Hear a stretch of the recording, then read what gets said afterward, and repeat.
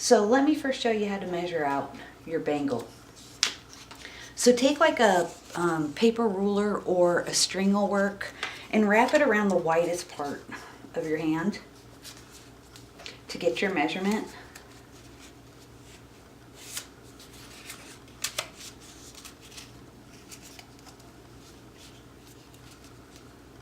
So mine will be 8 inches, which is pretty common.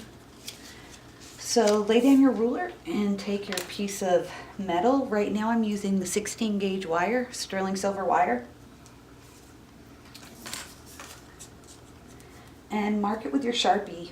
And you don't have to worry about the black mark on the Sharpie because it will disappear in the pickle, so, and soldering it. So let me put that, let me measure this. Now if you want to texture your bangle, you're going to want to do that. You're going to want to cut it down by about 1/4 of an inch smaller than what you would need, because as you texture it, it'll expand the metal. So you won't want to expand, you'll want it to expand to the size that you need. So just keep that in mind, go 1/4 of an inch shorter if you want to texture it. Now go ahead and take your wire cutters. I have wire cutters right here. I'm going to cut at the mark that I just made. And a cool trick I learned in one of my classes is to use a ring clamp to hold onto your metal, because you have to have your join completely flush. Your two ends of your metal have got to meet perfectly, because solder won't fill in any spaces. So it's not a filler, just remember. So what I did was I took a ring clamp, and I hope you can see I marked it. I marked a line down through it, and that just keeps my metal straight. And all as you do is unscrew one of the sides, and then you can just slip the side that you want to mark out of it and just mark one side of it, and that's a really good tip. Let me see if I can get it so you can see that I put that line in there. Hopefully you can see that. A line straight down the middle. So take the wire that you just cut, and the reason I'm doing this is because a ring clamp has a part in the middle of it, like a hinge, that allows it to bend. And you can't put wire down through all the way. So this just allows you to have the wire halfway down through it. And we don't care that it's not in a shape of a bangle right now. We're only shaping it to get ready to solder it. So leave a little tiny bit sticking out of the top, because when you cut wire, you'll cut, it will not come out easily. So I just left a tiny little bit at the top of it. Just like a millimeter. Just enough to file it evenly across. So I'll take a file, and what I'll do is I'll hold my hand down at the bottom of this to make it straight and to hold onto it really well. And I'll simply go straight across until I hit the wood. And now I know it's even across. So unhook that, bend the other half of your wire and do the same thing, and just repeat what you just did.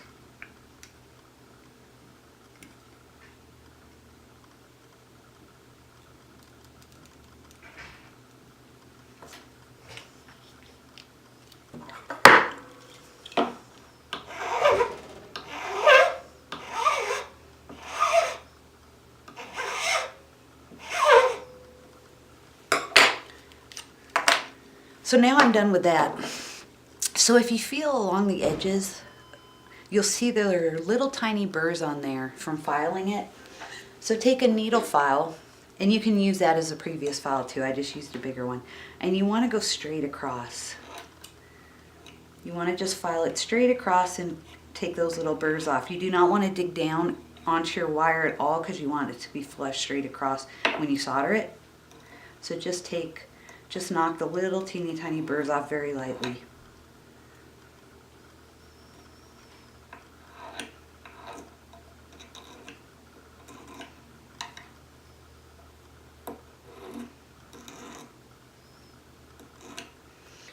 Okay, now you're going to shape your wire, and this will take the longest part, but you want, every time you bend your wire, it work hardens, and you don't have to care about what shape it's in right now. Don't even worry about that. But you want to get it so that it holds closed. So what I do is I go back and forth like this to make it spring. And now I'll connect the two ends and they should hold straight in place. Now this will take a while to get used to it. And just spring as much as you need, but you want to get it so that it doesn't come loose. You want it to be even, and look through a light source, or look through a light source and make sure that there's no gaps, that you're not seeing any light through your join, and that it's absolutely straight across before you solder it. So now we're ready to solder. So let me adjust the camera, and it'll be just a sec.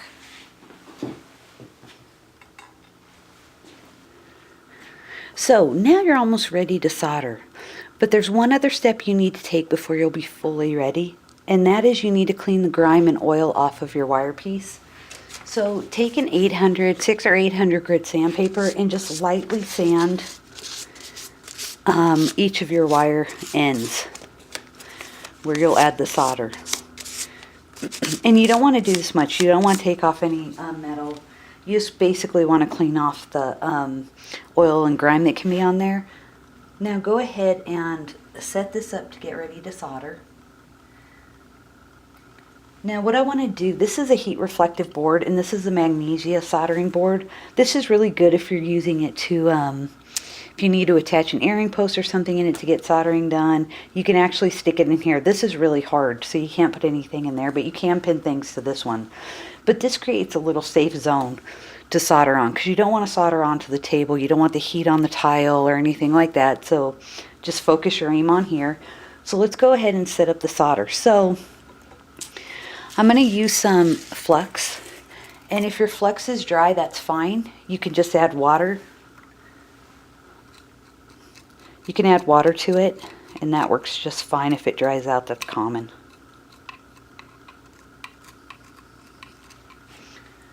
So I'm going to put a dab right here on it. And this just helps the solder flow. I'm going to clean that brush off because the brush does stay, will get hard unless you wash it right off. So anyway, I have some medium solder, and I'm going to take a piece of it, and I'm going to place it on the board.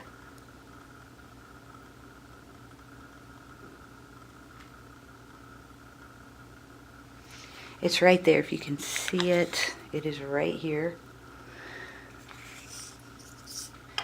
And now this metal has got to touch it, so I'm going to bring the metal to it. I'll flip it so it sits better on it. And you want it to land right on that join.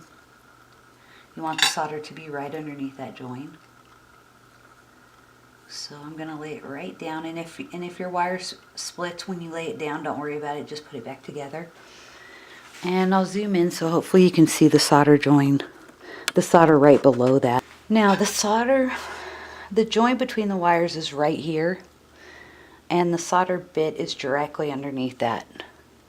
So they line up perfectly. And what I want to do is I want to heat from above. I want to heat from up here and draw the solder up through the wire by heating on the top, because solder will flow wherever the heat source is, wherever the hottest point is, it's going to flow towards it. So now you're ready to start soldering. So if you have long hair, tie it back.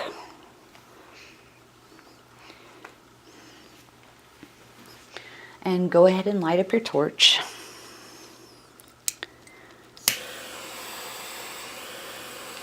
And lock it in. I don't know if you can see this torch, but there's the torch. And now when you solder, you always solder, when you're using a torch, you always keep that in your non-dominant hand, and you keep your soldering pick in your dominant hand. And that way, if anything shifts or adjusts, you reach for it with your pick and not your fingers. So now I'm going to heat the entire piece.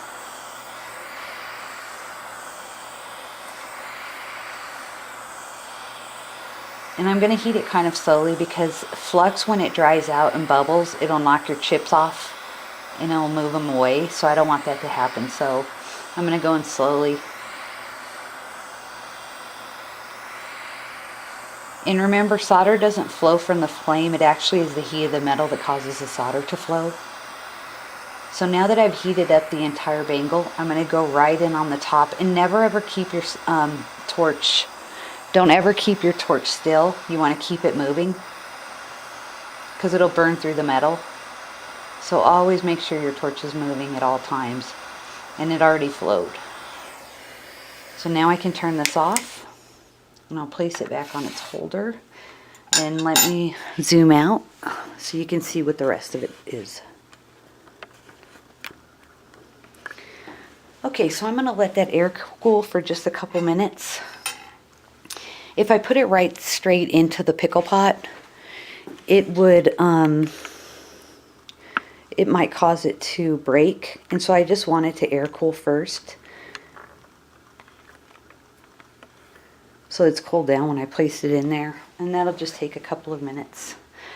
And you only, whenever you add anything or remove anything from your pickle pot, you only want to use copper tongs, because if you put steel in with the pickle acid, it actually will plate everything in copper, and it takes a while to get it off of your sterling silver pieces or silver pieces. So just always remember to use copper tongs whenever you add or remove jewelry from your pickle pot. And remember to always quench it, because it's an acid, so you want it removed from the piece as soon as possible. So I'll go ahead and pick this up now with the copper tongs, and I'll place it in the pickle pot. And this is a warm pickle pot. It's plugged in. It only has one setting. This is the one that we sell here at work, and it only has one setting.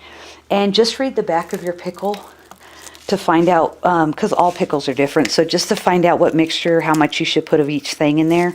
Usually it's just a little bit. You don't have to be too careful with it, but I just pour a little bit in, see how it cleans, and I might add a little bit more. If it's not cleaning very quickly, it should just take a few minutes to clean. And when it's white is when you know that you should remove it from the pickle pot.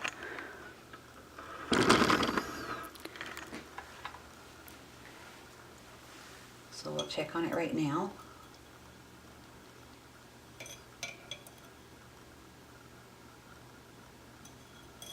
It's almost ready.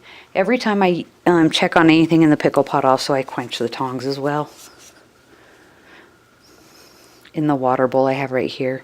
And that can be plastic or glass. We just use plastic, old Tupperware type of containers here, and they work just fine. We've used the same ones for years, so.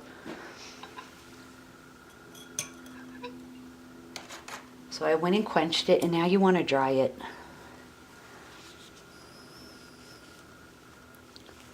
It could use a little bit more cleaning. I could have kept it in for a couple more minutes, but you can pull on it, tug on it a little bit to make sure that it's sealed.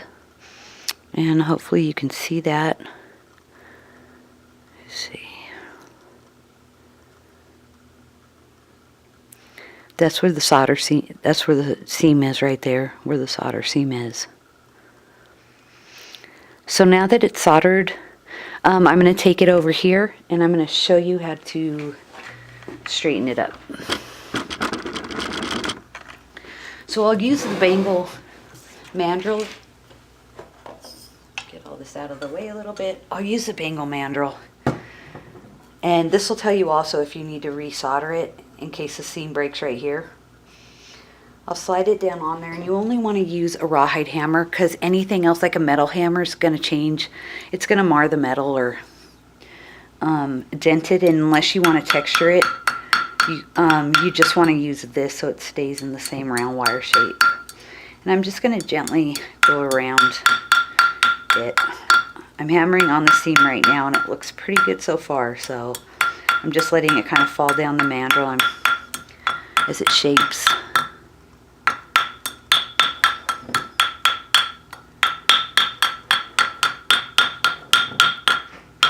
And just keep going around it. Now you don't have to buy a metal mandrel. You can always purchase a wooden one, and it works just as well. So these aren't things that you have to purchase right away. And even you can use things around your house to just get in a circular shape.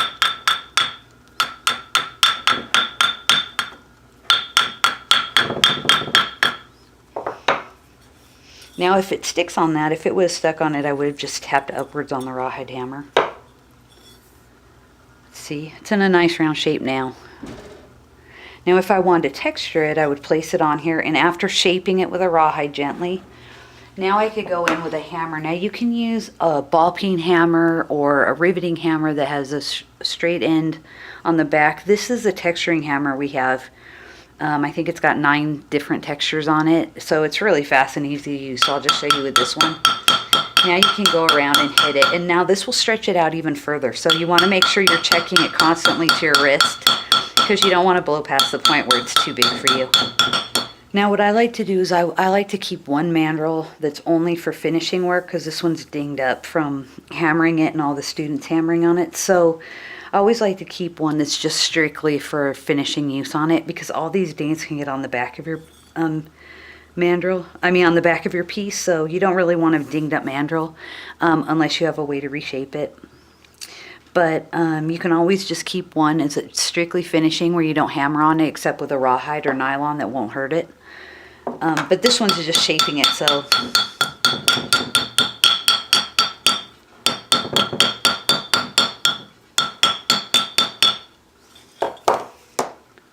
you can see it has a texture on it now. Or I could have just kept it like with that finish and use sandpaper and stuff to finish it up to a mirror shine. And what you can do is you could buy a variety of sandpaper, and that will give you all the finishing you need. Just work from like the one with the heaviest grit down to the finest one you have. And that's it. It's really quick and really fast and easy.